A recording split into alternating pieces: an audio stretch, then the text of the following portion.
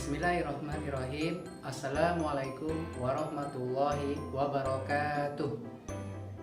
Apa kabar anak-anak Ustaz sekalian? Alhamdulillah, luar biasa, Allahu Akbar. Baik, senang sekali bisa bertemu dengan anak-anak sekalian. Pada kesempatan kali ini, sebelum kita mulai pelajaran, kita mulai dengan doa sebelum belajar. Rabbi zidni ilma warzuqni fahma waj'alni minas sholihin. Artinya, ya Allah, tambahkanlah aku ilmu dan berikanlah aku rizki akan kepahaman, dan jadikanlah aku termasuk golongan orang-orang yang soleh. Amin ya robbal alamin. Semoga keberkahan atas kita ilmu hari ini. Baik, pada hari ini judul materinya adalah organel sel hewan dan sel tumbuhan. Nah, sebelum kita masuk materi, ada ayat Al-Quran yang berkaitan dengan sel, yaitu yang terdapat dalam surat Al-Insan ayat 2. A'udzubillahi minasyaitonirrajim. Bismillahirrahmanirrahim. Inna khalaqnal insana min nutfatin amsajin nabtalihi faja'alnahu sami'an basira.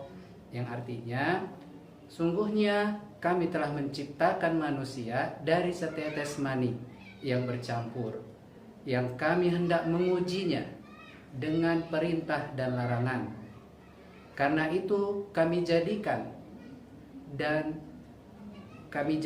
dia mendengar dan melihat. Baik ananda sekalian, tujuan pembelajaran kali ini yang pertama, yaitu diharapkan nantinya ananda dapat mengetahui macam-macam organel pada sel hewan. Yang kedua, ananda dapat mengetahui macam-macam organel pada sel tumbuhan. Dan yang ketiga, ananda dapat mengetahui perbedaan sel hewan dan sel tumbuhan. Jadi itulah 3 tujuan dalam pembelajaran kali ini. Nah, langsung saja ya, membran sel itu melindungi sel, kemudian ada nukleus, pengendali kegiatan sel, kemudian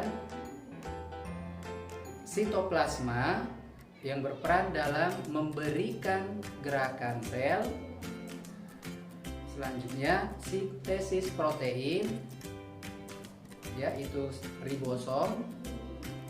Kemudian retikulum endoplasma kasar dan halus berperan dalam sintesis lemak. Peroksisom merombak H2O2 atau hidrogen peroksida. Kemudian aparatus Golgi berperan dalam ekskresi. Kemudian respirasi sel itu yang melaksanakan adalah mitokondria.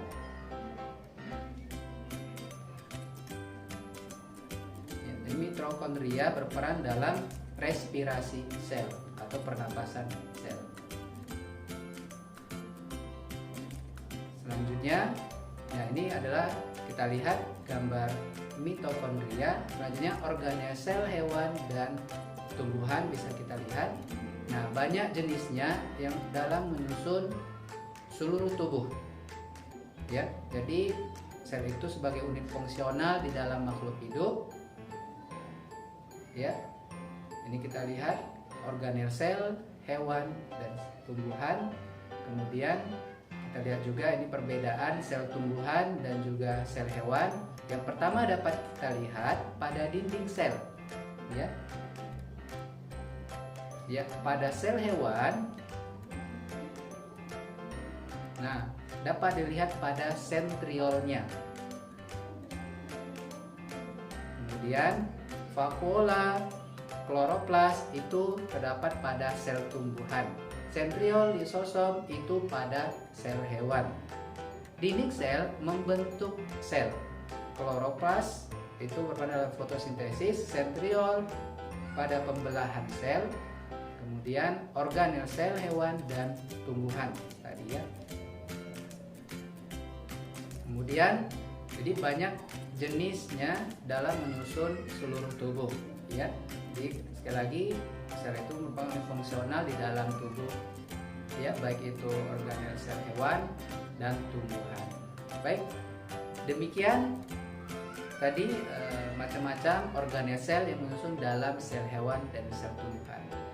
Kita sudahi materi kali ini dengan mengucapkan lafaz hamdalah, alhamdulillahirabbil alamin, dan doa penutup majelis. Subhanakallahumma wa bihamdika asyhadu an la ilaha illa anta astaghfiruka wa atubu ilaik. Assalamualaikum warahmatullahi wabarakatuh.